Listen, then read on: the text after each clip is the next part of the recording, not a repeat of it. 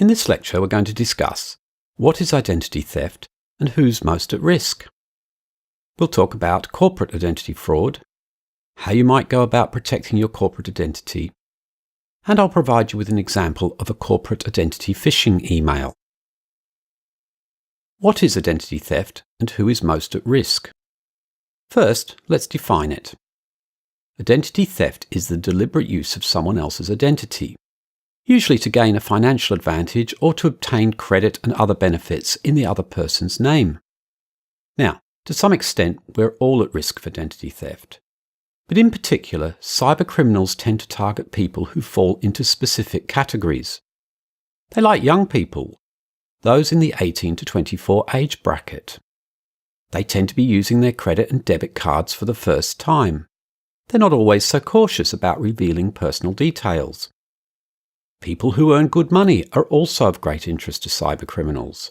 They like to go where the easy money is. Anybody who uses weak passwords is definitely a target. And perhaps surprisingly, cybercriminals also quite like children. The reason they like children is that it could be many years before the identity theft comes to light. What about the business risks of fraud based on corporate identity theft?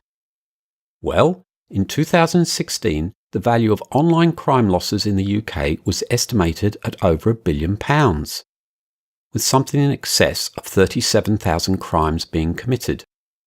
Of this, some of it obviously belongs to corporate identity fraud.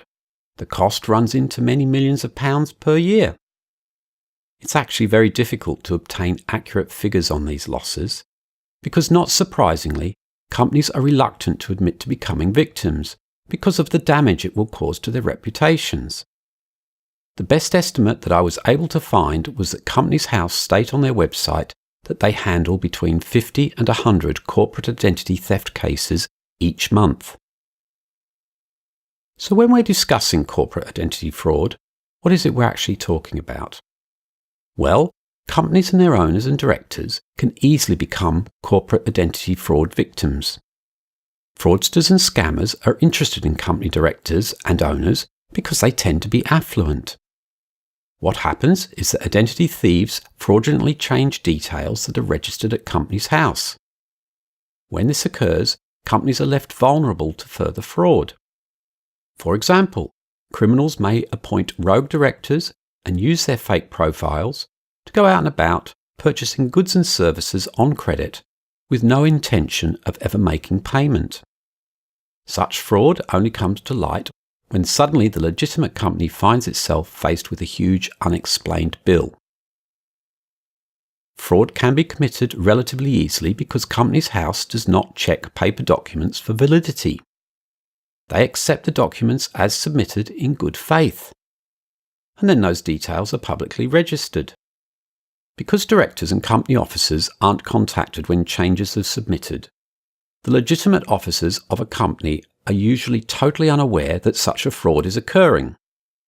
The consequences of corporate identity theft can be very severe. For example, the annual filings of a company could be misrepresented, perhaps showing inflated profits in order to gain fraudulent credit. When full identity theft occurs, companies might have their bank accounts drained, credit reports manipulated, or their officers impersonated and misrepresented.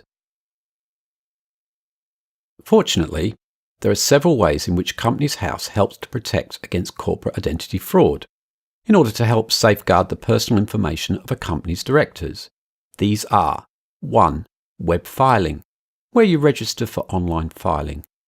2. Proof, where you sign up to submit most changes online. There are a few exceptions. And 3. Monitor. This is an alerting system that notifies you via email when any changes are submitted. Let's look at an example of a corporate identity phishing email apparently from Companies House. This is pretty typical of the sort of thing that you might find. The email contains a link to a web page. What you can see on the screen is an example of that web page. If you go to the page, it asks you to enter an email address and your Companies House password. But this website is not a genuine Companies House or gov.uk address. Any details that you put into that web page will get straight to the scammers. And that's exactly what they're after.